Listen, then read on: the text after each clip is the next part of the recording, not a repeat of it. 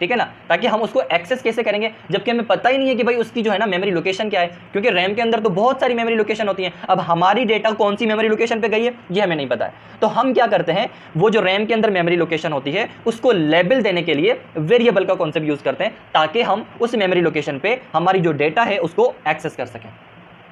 Concept link हुआ, समझ में आया? मतलब यह है कि हम जो भी डेटा यूज करते हैं ना वो रैम के अंदर जाके मेमोरी लोकेशन के अंदर सेव होती है। अब उस मेमोरी लोकेशन से डेटा को उठाने के लिए हमें क्या करना पड़ता है, वेरिएबल का कॉन्सेप्ट यूज करना पड़ता है, ताकि हम उस वेरिएबल को यूज करके उस मेमोरी लोकेशन को एक्सेस कर सकें जहां पे हमारी डेटा पड़ी हुई है। इस कॉन्सेप्ट को समझाने के लिए हम आते हैं प्रैक्टिकल की तरफ। हाय एवरीवन, कैसे हैं आप सब लोग? Welcome back to another video. देखो बच्चों, लास्ट वीडियोस में हमने C++ के कोर्स को बड़ा ज़बरदस्त तरीके से स्टार्ट कर लिया है। देखो मैं ज़बरदस्त इसलिए कह रहा हूँ, ये बिल्कुल मतलब बिगिनर को टारगेट के लिए है, क्योंकि मोस्टली जब बच्चा प्रोग्रामिंग फंडामेंटल के कॉन्सेप्ट को समझने आता है ना, तो उस पर फोकस ये किया जाता है कि उसको हर प्रोग्रामिंग का फंडामेंटल समझ में आना चाहिए और उसकी वर्किंग भी समझ में आनी चाहिए। और उसी चीज़ के फोकस पे रखते हुए मैं ये कोर्स बनाता जा रहा हूँ। मतलब हर एक कॉन्सेप्ट को डीपली समझाने की कोशिश कर रहा हूँ, ताकि A to Z उसके कॉन्सेप्ट हर तरीके से हर एस्पेक्ट से क्लियर हो जाए। ठीक है ना, तो ये हमारा बिल्कुल ही बिगिनर लेवल प्रोग्रामिंग फंडामेंटल का कोर्स है, और ये मोस्टली टारगेट करता है यूनिवर्सिटी स्टूडेंट्स को और बिगिनर्स को, जो मतलब मैट्रिक में होते हैं या फर्स्ट ईयर में होते हैं या इंटर में होते हैं, या फिर जो यूनिवर्सिटी के फर्स्ट ईयर में होते हैं ना, फिर वहाँ पे उनको प्रोग्रामिंग फंडामेंटल पढ़ाया जाता है, जहाँ पे उन्हें प्रोग्रामिंग का कोर पढ़ाया जाता है। Variables, data types, operators, conditional statements, ठीक है ना, जिसमें लूप और इफ़ वगैरह आ जाते हैं। फिर उसके बाद फंक्शंस आ जाते हैं, एरेज आ जाते हैं, बहुत सारी मतलब बेसिक चीज़ें होती हैं जो पढ़ाई जाती हैं, जिनका मकसद ये होता है कि बच्चों को ये समझ में आए कि एक्चुअली प्रोग्रामिंग की ग्रामर क्या है, प्रोग्रामिंग फंडामेंटल का मतलब क्या है। प्रोग्रामिंग फंडामेंटल का मतलब कुछ भी नहीं है, मतलब प्रोग्रामिंग करने की ग्रामर, प्रोग्रामिंग करते कैसे हैं, कौन कौन सी चीज़ें उसके अंदर आती हैं। अब कौन कौन सी चीज़ें आती हैं, कौन कौन सी चीज़ें यूज़ करनी है, उसके लिए आपको उनके कॉन्सेप्ट क्लियर होने चाहिए कि हर एक चीज़ का मतलब क्या है, वो कैसे काम करती है, कैसे हमें उसे यूज़ करना पड़ता है। ठीक है ना, तो ये सारा का सारा आपको बड़ा ज़बरदस्त तरीके से समझाने के लिए मैं इस कोर्स को डिज़ाइन कर रहा हूँ।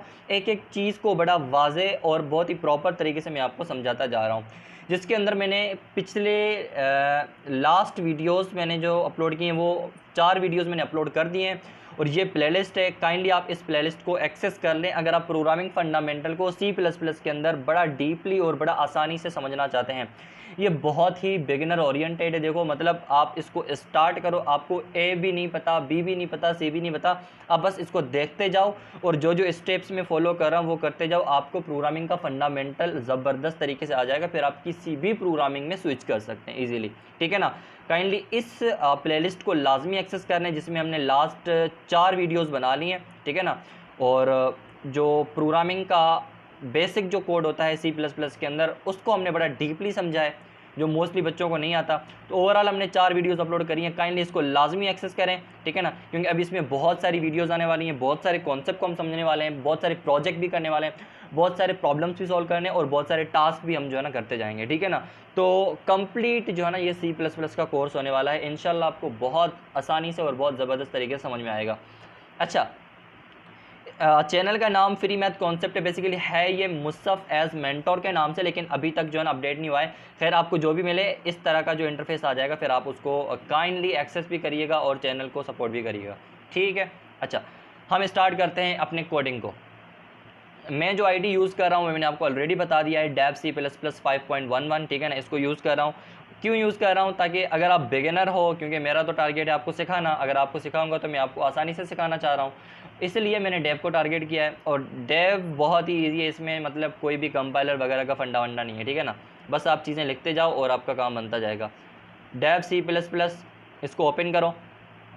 ओपन करने के बाद यहाँ पे आप या तो फाइल में जाके सोर्स में जाके न्यू फाइल कर सकते हो, या तो कंट्रोल N करके न्यू फाइल क्रिएट कर सकते हो। ठीक है, सबसे पहले हमें वो जो प्रोग्रामिंग के अंदर C++ के अंदर जो प्रोग्रामिंग का फंडामेंटल वाला कोड होता है ना, वो हमें लिखना है। कौन सा? वैसे ना मेरी टर्मिनोलॉजी आगे पीछे हो जाती है, लेकिन आप जो है ना जज्बात को समझिएगा बस। Include IO stream using name space std, ठीक है, एंड इंट मैन। उसके बाद भाई आप इस कोड को वाइंड अप करें यहाँ पे, ठीक है। चलो जी, ये सारा कोड हमने इसको देखो लास्ट वीडियो में बड़ा डिटेल में समझाया। अगर आपने वो वीडियो नहीं देखी और आप इस चीज़ को समझना चाहते हैं कि यहाँ पे हैश इंक्लूड क्या है, आईओ स्ट्रीम क्या है, नेम स्पेस एसटी वगैरह ये सारा फंडा क्या है, किस तरीके से काम करता है, तो मैंने आपको लास्ट वीडियो में बड़ा डिटेल में समझाया एक एक चीज़ करके। तो आप काइंडली वो वाली वीडियो लाजमी देख लें, ठीक है। अच्छा, उसके बाद क्या है, यहाँ पे हम आज की जो वीडियो में देखने वाले हैं वो है वेरिएबल का कॉन्सेप्ट। देखो वेरिएबल का बहुत ही फंडामेंटल कॉन्सेप्ट और हर प्रोग्रामिंग में यूज़ होने वाला है, हर प्रोग्रामिंग के अंदर, ठीक है ना। कोई ऐसी प्रोग्रामिंग आप नहीं देखेंगे जिसके अंदर जो है ना आप वेरिएबल का कॉन्सेप्ट ना यूज़ कर रहे हो, क्योंकि कोड की रीयूजेबिलिटी, कोड को डायनामिक बनाने के लिए वेरिएबल का कॉन्सेप्ट आना, उसको यूज़ करना बहुत ज़्यादा ज़रूरी है। अब आप कहेंगे सर ठीक है रीयूजेबिलिटी को छोड़े, डायनामिक को छोड़े, लेकिन ये होता क्या है वेरिएबल, मैं आपको बताता हूँ। देखो वेरिएबल, पहले मैं आपको एनालॉजी समझाता हूँ, मतलब आपको कॉन्सेप्ट पे लेके आता हूँ, फिर इसको हम टेक्निकली समझते हैं। देखो वेरिएबल एक कंटेनर की तरह होता है, ठीक है ना। मेरे शुरू वाले अल्फाजों को बस आप समझने के लिए अपने दिमाग में रखिएगा, इसको मैं पूरा चेंज करने वाला हूँ, आपका कॉन्सेप्ट पूरा रिवाइज हो जाएगा और आपको एक्चुअल पता लग जाएगा वेरिएबल क्या होता है। देखो वेरिएबल ना एक कंटेनर की तरह होता है जो कि यूज़ होता है डेटा को होल्ड करके रखने के लिए या होल्ड करने के लिए, ये डेटा को स्टोर करने के लिए। अब मैं होल्ड इसलिए बोल रहा हूँ क्योंकि वो जो वेरिएबल होता है, जो कंटेनर जिसे कह रहे हैं, वो डेटा को टेम्परेरी स्टोर करता है, ठीक है ना, परमानेंटली नहीं। जैसे हम अपनी जो है ना रोम के अंदर डेटा को स्टोर करें, नहीं, वो टेम्परेरी स्टोर करता है। चाहे तो हम उसकी डेटा को चेंज भी कर सकते हैं, उसको ख़त्म भी कर सकते हैं। इसीलिए हम यहाँ पे ये मेंशन करेंगे कि variable is like a container used to hold value temporary, ठीक है ना, या use to store value temporary, ठीक है। ये कॉन्सेप्ट समझ में आया। मतलब वेरिएबल क्या है, एक कंटेनर की तरह होता है जो कि यूज़ होता है डेटा को स्टोर करने के लिए। अब इसका मिसाल बिल्कुल ऐसे है जिस तरीके से हम किचन के अंदर डिफरेंट बॉक्सेस के अंदर, डिफरेंट डब्बों के अंदर डिफरेंट चीज़ें रखते हैं। लाइक चीनी के डब्बे में चीनी रखते हैं, हमें पता होता है कि भाई इस डब्बे में चीनी है। एक और डब्बा होगा जिसे हमें पता होगा कि भाई इसके अंदर क्या है, चाय की पत्ती है, इसके अंदर भाई क्या है, मिर्चें हैं, इसके अंदर क्या है भाई, नमक है, इसके अंदर क्या है भाई, अलग अलग से कोई मसाले हैं, ठीक है ना। तो वो जो बॉक्सेस है ना, उन बॉक्सेस के ऊपर जो नाम है ना, वो आपका वेरिएबल है कि भाई ये चाय का डब्बा है, ये पत्ती का डब्बा है, ये चीनी का डब्बा है, ठीक है ना, ये नमक का डब्बा है, ठीक है ना, ये जो नमक का डब्बा है या चाय का डब्बा है, ये सारा क्या है, ये वेरिएबल है, ठीक है ना। इसी तरीके से प्रोग्रामिंग के अंदर भी जो आपकी डेटा होती है ना, उस डेटा का जो लेबल होता है ना, जहाँ पे आपकी डेटा को हम स्टोर करवा रहे हैं, तो वो आपका क्या होता है, वेरिएबल होता है। ये कॉन्सेप्ट समझ में आया कि भाई वेरिएबल क्या है, variable is like a container used to store data. Sir ठीक है, ये तो हो गया एनालॉजी, ये तो आप हमें समझाने के लिए करें, लेकिन टेक्निकली क्या है, ये चीज़ क्या है। देखो जब हम वेरिएबल बनाते हैं और उस वेरिएबल के अंदर डेटा को स्टोर करते हैं, ठीक है ना, या हम वेरिएबल नहीं भी बनाते, जब हम अपनी प्रोग्रामिंग के अंदर कोई भी डेटा यूज़ करेंगे ना, चाहे वो नंबर हो, चाहे वो टेक्स्ट हो, चाहे वो कोई भी वैल्यू हो, तो वो जाके हमारी रैम के अंदर स्टोर होती है। कहाँ पे होती है, रैम के अंदर, क्योंकि सारे प्रोसेस को हैंडल कौन कर रहा होता है, हमारी रैम कर रही होती है। तो प्रोग्रामिंग के अंदर जो भी हम डेटा यूज़ कर रहे होते हैं, चाहे हम कोई नंबर वाली वैल्यू यूज़ कर रहे हैं, चाहे हम टेक्स्ट वाली वैल्यू यूज़ कर रहे हैं, वो कहाँ पे स्टोर होती है, वो कहाँ पे होती है, रैम के अंदर। अब देखो रैम के अंदर ना क्या होता है, डिफरेंट मेमोरी लोकेशंस होती हैं। क्या होती हैं, रैम के अंदर डिफरेंट मेमोरी लोकेशंस होती हैं। अब हमारी डेटा रैम के अंदर कौन सी मेमोरी लोकेशन पर है, ये हमें नहीं पता होता, ठीक है ना। ताकि हम उसको एक्सेस कैसे करेंगे, जबकि हमें पता ही नहीं है कि भाई उसकी जो है ना मेमोरी लोकेशन क्या है, क्योंकि रैम के अंदर तो बहुत सारी मेमोरी लोकेशन होती हैं। अब हमारी डेटा कौन सी मेमोरी लोकेशन पे गई है, ये हमें नहीं पता है। तो हम क्या करते हैं, वो जो रैम के अंदर मेमोरी लोकेशन होती है उसको लेबल देने के लिए वेरिएबल का कॉन्सेप्ट यूज़ करते हैं, ताकि हम उस मेमोरी लोकेशन पे हमारी जो डेटा है उसको एक्सेस कर सकें। कॉन्सेप्ट लिंक हुआ, समझ में आया। मतलब ये है कि हम जो भी डेटा यूज़ करते हैं ना, वो रैम के अंदर जाके मेमोरी लोकेशन के अंदर सेव होती है। अब उस मेमोरी लोकेशन से डेटा को उठाने के लिए हमें क्या करना पड़ता है, वेरिएबल का कॉन्सेप्ट यूज़ करना पड़ता है ताकि हम उस वेरिएबल को यूज़ करके उस मेमोरी लोकेशन को एक्सेस कर सकें जहां पे हमारी डेटा पड़ी हुई है। इस कॉन्सेप्ट को समझाने के लिए हम आते हैं प्रैक्टिकल की तरफ। देखो, वेरिएबल को डिफाइन करने के लिए आपको 3 चीज़ें चाहिए। डेटा टाइप, अब डेटा टाइप क्या होता है, कौन कौन से डेटा टाइप होते हैं, ये सारी की सारी चीज़ें हम अगली वीडियोज़ में देखने वाले हैं, लेकिन इसको आप छोड़ दें। एक आपको चाहिए डेटा टाइप, उसके बाद वेरिएबल का नाम, आपकी लोकेशन का नाम, आपकी लोकेशन का रेफरेंस, जिसे आप सीधा सीधा वेरिएबल का नाम कह दो, ठीक है ना। अच्छा, उसके बाद उस मेमोरी लोकेशन या उस वेरिएबल के अंदर स्टोर होने वाली वैल्यू, जो कि हमारा तीसरी चीज़ है, ठीक है ना। क्या चाहिए? Data type, variable name and value, ठीक है ना। अब इसको हम देखते हैं। देखो, डेटा टाइप बहुत ही अलग और मतलब डेटा टाइप पूरा का पूरा डिफरेंट कॉन्सेप्ट है, उसको हम टच नहीं करने वाले आज की इस वीडियो में। लेकिन मैं यहाँ पे एक डेटा टाइप जो कॉमनली यूज़ करने वाला हूँ वो है इंट, जिसका फुल फॉर्म है इंटीजर, जो कि इंटीजर नंबर्स को स्टोर करने के लिए स्टोर होता है, ठीक है ना, मतलब यूज़ होता है। अच्छा, यहाँ पर मैंने बना दिया इंट। अच्छा, अब देखो वेरिएबल का नाम, अब जो आप डेटा स्टोर करवा रहे हो ना, जिस मेमोरी लोकेशन पे जाके ये स्टोर होगी, उसका नाम क्या देना चाहते हो आप? मैं आपको बताऊं, आप फिलहाल के लिए अभी मतलब राइट नाउ आप कुछ भी नाम दे सकते हो, लेकिन कुछ भी नाम दे सकते हो, इसको भी मैं आपको मॉडिफाई करके बताऊंगा कि कुछ भी का मतलब क्या होता है, ठीक है ना। लेकिन फिलहाल के लिए आप यूं ही समझो कि कुछ भी दे सकते हो, तो कुछ भी दे सकते हैं, इसलिए मैं यहाँ पे ए यूज़ कर रहा हूँ, ठीक है ना। तो मतलब जहाँ पे मेरी जिस मेमोरी लोकेशन पे मेरी डेटा स्टोर होगी उसका मैंने नाम क्या दिया है? ए दिया है। और इसके अंदर डेटा कौन सी स्टोर करने वाला हूँ? मैं कोई भी डेटा स्टोर कर सकता हूँ, लाइक मैं 6 कर सकता हूँ, लाइक मैं 7 कर सकता हूँ, लाइक मैं 10 कर सकता हूँ, लाइक मैं 1000 कर सकता हूँ, कुछ भी कर सकता हूँ, 100 भी कर सकता हूँ, ठीक है ना। तो समझो क्या किया है मैंने, अपनी रैम के अंदर एक मेमोरी लोकेशन पे मेरी डेटा स्टोर हुई है, मेरी डेटा जाके रुकी है, उस मेमोरी लोकेशन को मैंने एक नाम दिया है जो कि है ए, और उसी नाम को हम वेरिएबल कह रहे हैं। कॉन्सेप्ट समझ में आया? चलो, अब देखो, मैंने आपको ये समझाया कि एक आपकी रैम होती है, उस रैम के अंदर क्या है? मेमोरी लोकेशन है, उस मेमोरी लोकेशन पे आपकी डेटा स्टोर होती है। अब उसको एक्सेस कैसे करें? देखो, अगर मैं वेरिएबल ना बनाता तो मुझे पता ही नहीं लगता कि भाई मेरी मेमोरी लोकेशन कौन सी है। इसलिए मैंने क्या किया है, उस मेमोरी लोकेशन का रेफरेंस दे दिया है, जो कि उस मेमोरी लोकेशन का नाम होता है। वो क्या है? ए है। अब ये क्या है? ये हमारे मेमोरी लोकेशन ही है, यूँ समझो मेमोरी लोकेशन ही है। इसको हम एक्सेस करेंगे, कैसे करेंगे? सी आउट ए। अब आप ये समझोगे कि ए मतलब बॉक्स है और बॉक्स के अंदर 100 पड़ा हुआ है, नहीं, ये मेमोरी लोकेशन है जहां पे मेरा 100 पड़ा हुआ है, ठीक है ना। अब मेमोरी लोकेशन को मैं एक्सेस कर रहा हूं बिल्कुल इसका नाम देके, ठीक है। ये कॉन्सेप्ट आप समझने की कोशिश करें, इसको रिवाइज करें कि मैं कहना क्या चाह रहा हूं। अब इसको मैं रन करवाऊंगा।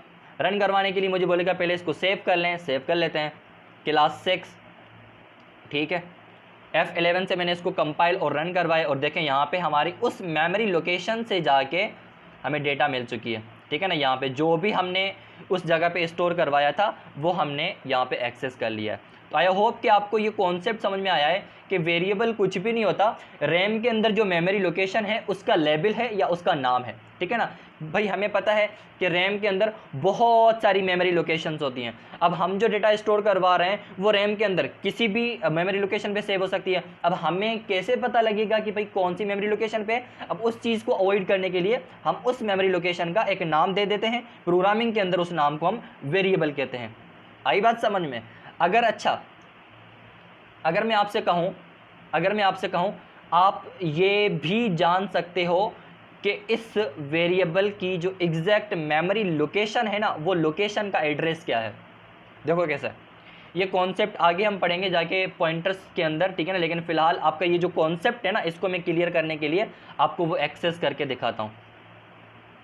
इससे आप एम्परसेंट कहते हो, ठीक है ना। अगर आप किसी भी वेरिएबल के अंदर जिसके अंदर आपने डेटा स्टोर करवाई है ना, उसके लेफ्ट साइड अगर इसको यूज़ कर लोगे ना, तो आप क्या कर सकते हो, उसका जो एक्चुअल मेमोरी एड्रेस होता है ना, वो आप यहाँ पे हमें 100 नहीं मिलने वाला, यहाँ पे हमें ए के अंदर मौजूद वैल्यू नहीं मिलने वाली, वो जो ए का मेमोरी लोकेशन है ना, जो मैं आपको बार बार कह रहा हूँ मेमोरी लोकेशन वो मिलने वाला है। देखो कैसे, F11 करवाओ, देखो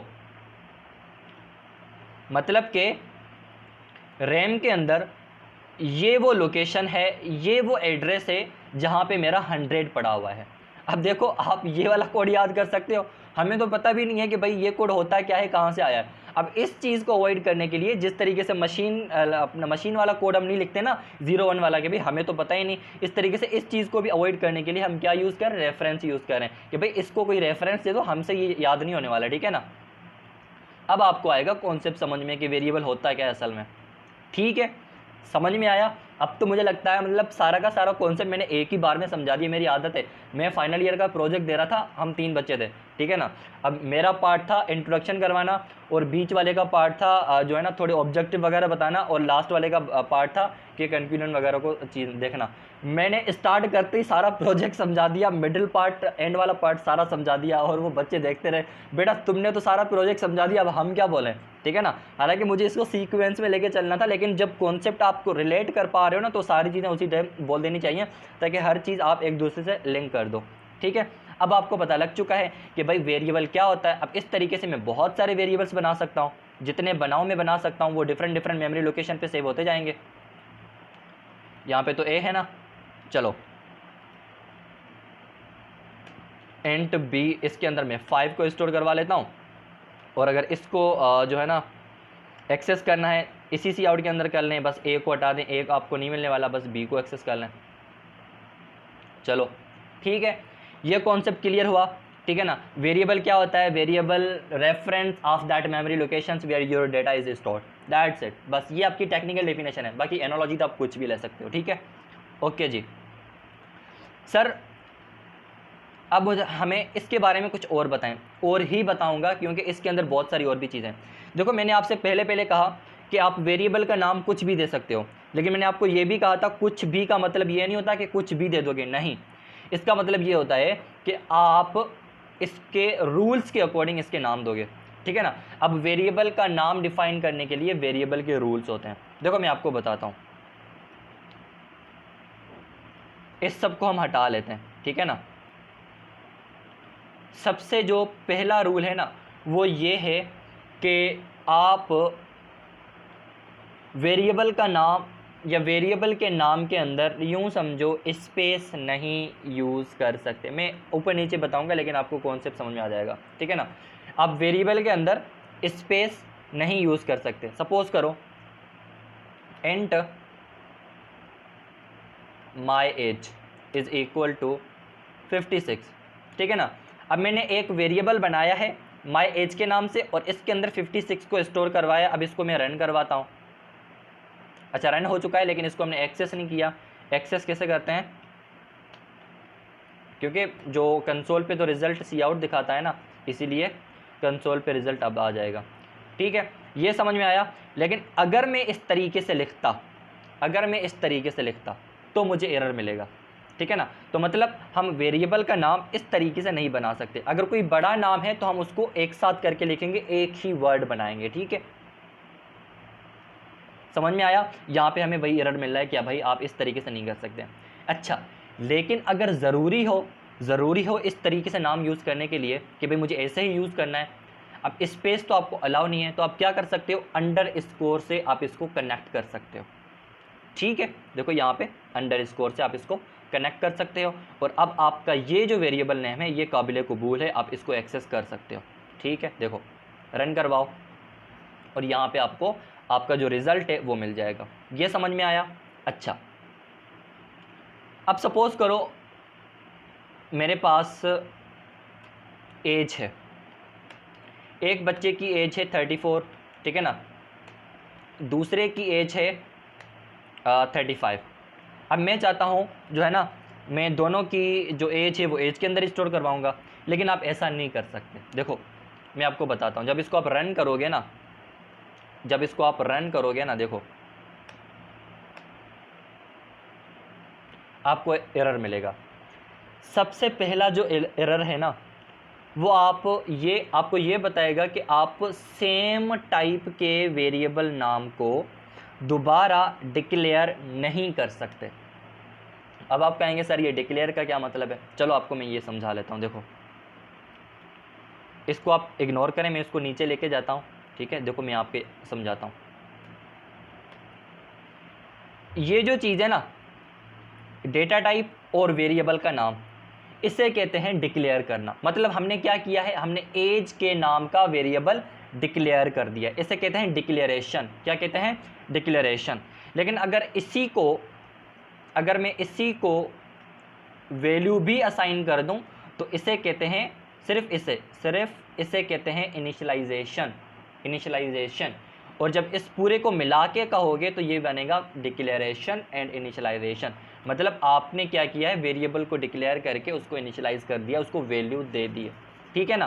तो हमने यहाँ पे क्या किया है, हमने एज के नाम वाले वेरिएबल को 2 बार डिक्लेयर कर दिया है, जो कि हमें अलाउ नहीं होता, हमें कंपाइलर अलाउ नहीं करता। आप एक ही वेरिएबल को दोबारा डिक्लेयर नहीं कर सकते, ठीक है ना। लेकिन अगर इस केस में ज़रूरी हो कि भाई हमें 2 बच्चों की एज को स्टोर करवाना है, तो हम कैसे करवाएं? तो आप यहाँ पे कुछ इस तरीके से कर सकते हो कि यहाँ पे आप कह दो एज 1 और यहाँ पे आप दे दो एज 2, ठीक है ना। मतलब आप सेम वेरिएबल के आगे नंबर्स दे, मतलब आप सेम वेरिएबल्स के अंदर नंबर्स दे के आप उसको डिफरेंट कर सकते हो। अब हमारे पास ये जो एज 1 है वो डिफरेंट है और एज 2 है वो डिफरेंट है, मतलब ये अलग मेमोरी लोकेशन, वो अलग मेमोरी लोकेशन, ठीक है। अच्छा, इसको मैं रन करवाता हूँ। ये बोलेगा एज तो है नहीं, ठीक है, बिल्कुल भी नहीं है, एज 1 है हमारे पास। जब एज 1 करवाऊँगा तो ये एज 1 प्रिंट हो जाएगा, और जब एज 2 प्रिंट करवाऊँगा तो एज 2 वाला जो हमारे पास डेटा है वो 35 प्रिंट हो जाएगा, ठीक है ना। अगर दोनों को प्रिंट करवाना है एक ही लाइन के अंदर तो आप यहाँ पे ये यूज़ कर लो एज 2, लेकिन आपको पता है दोनों चिपक जाएंगे। अब इसको अवॉइड करने के लिए आप यहाँ पे एंडल यूज़ कर लो। जब आप एंडल यूज़ करोगे तो ये अलग अलग लाइन में आ जाएंगे, ठीक है ना। एज 2 है ना, एज 1 है, ठीक है ना। अब एज 2 मैंने पहले दे दिया, इसको आप देख लेना, ओके। पहले हमारे पास 35 फिर 34 आ गया, लेकिन आप चाहते हो नहीं दोनों एक साथ हैं लेकिन बीच में थोड़ा स्पेस हो, तो यहाँ एंडल की जगह पे आप क्या करें, डबल कोटेशन के अंदर स्पेस दे दें, ठीक है। अब ये आपका एक ही लाइन के अंदर स्पेस के बाद आ जाएगा। क्लियर है ये कॉन्सेप्ट? मतलब आप सेम नाम का वेरिएबल नहीं डिक्लेयर कर सकते, आपको कंपाइलर अलाउ ही नहीं करेगा कि भाई आप नहीं कर सकते, जो गलत है वो गलत है, बस। अच्छा, अगर आप इस तरीके से करोगे ना 1H, ठीक है, 2H, तो ये गलत है आपके लिए, ठीक है ना। कंपाइलर ये भी अलाउ नहीं करता कि भाई आप जो है ना वेरिएबल के नाम से पहले नंबर्स नहीं दे सकते। देखो इसको मैं रन करवा के देखता हूँ ताकि आपको और क्लियर हो जाए ये सारी चीज़ें। जब आप एक चीज़ को फर्स्ट टाइम पढ़ रहे हो ना और आपके अंदर क्यूरियोसिटी भी है पढ़ने की, तो आप उसको अच्छे तरीके से पढ़ा करो, इतना अच्छे तरीके से पढ़ा करो, हर एंगल से उसका कॉन्सेप्ट जो है ना आप क्लियर करो। फिर आपको ये होगा कि दोबारा कभी उसको मतलब इतना डीपली पढ़ने की ज़रूरत नहीं पड़ेगी, ठीक है। ये हमें कह रहा है कि भाई इनवैलिड सफिक्स, मतलब कहने का मतलब ये है कि इस तरीके से आप नहीं कर सकते, अगर नंबर यूज़ करें तो आगे यूज़ करें, बस, ठीक है। आई होप कि आपको ये जो वेरिएबल के कॉन्सेप्ट हैं प्रॉपर तरीके से समझ में आ चुके हैं, ठीक है ना। अच्छा, अब अगर एक और टास्क है, देखो अभी मैंने क्या किया है, एज के अंदर 34 स्टोर करवा दिया है, लेकिन अगर मुझे कोई कहे इसी एज के अंदर मुझे कोई और वैल्यू स्टोर करवा के दो, तो आप कैसे करोगे? आप मतलब वही कॉन्सेप्ट लगा लोगे। ये तो मैंने आपको पहले बता दिया कि आप सेम वेरिएबल को दोबारा अपना डिक्लेयर नहीं कर सकते, तो आप क्या कर सकते हो, इस एज के अंदर जो वैल्यू है ना 34, इसको आप ओवरराइट करवा सकते हो। कैसे? देखो एज इज़ इक्वल टू 45, ठीक है ना। अब ये क्या करेगा, इसके अंदर जो ऑलरेडी वैल्यू है ना उसको धक्का मारेगा, बोला तुम जाओ अब मैं आ चुका हूँ, ठीक है ना, ये आ जाएगा। जब आप इसको प्रिंट करवाओगे ना तो आपके पास अब 45 आएगा, ठीक है ना। इसको डिक्लेयर नहीं करना, डिक्लेयर करने का मतलब इससे पहले डेटा टाइप नहीं देना, ठीक है। ओके जी, ठीक है, 45 आ चुका है। सो भाई आई होप के आपको वेरिएबल का कॉन्सेप्ट बड़ा ज़बरदस्त तरीके से समझ में आना चाहिए। अगर तो नहीं आया है तो इस वीडियो को बार बार देखते जाएं, क्योंकि मैंने आपको इसके अंदर बहुत ही डीपली और बहुत ही क्रूशल कॉन्सेप्ट जो वेरिएबल के होते हैं ना, जो मोस्टली बच्चों को नहीं पता होते और ना ही वो समझ पाते हैं, ठीक है ना। तो आप उसको समझने की कोशिश करने के लिए इसको ज़रूर देखें, और मिलते हैं हम नेक्स्ट वीडियो में। नेक्स्ट वीडियो को भी इसी तरीके से धमाकेदार बनाने वाले हैं इंशाल्लाह, बहुत ही ज़बरदस्त तरीके से उसके कॉन्सेप्ट को समझेंगे, ठीक है। मिलते हैं नेक्स्ट वीडियो में, तब तक के लिए आप पढ़ते जाएं। अच्छा, अभी तक हमने इतना कोई जो है ना बड़ा कोड किया नहीं है, नोट्स वगैरह मैं देखूंगा, अगर ज़रूरी हुए, अगर लोगों के कमेंट आए तो भाई नोट्स चाहिए तो वो मैं आपको प्रोवाइड कर दूंगा किसी ना किसी लिंक के थ्रू, ठीक है। ओके।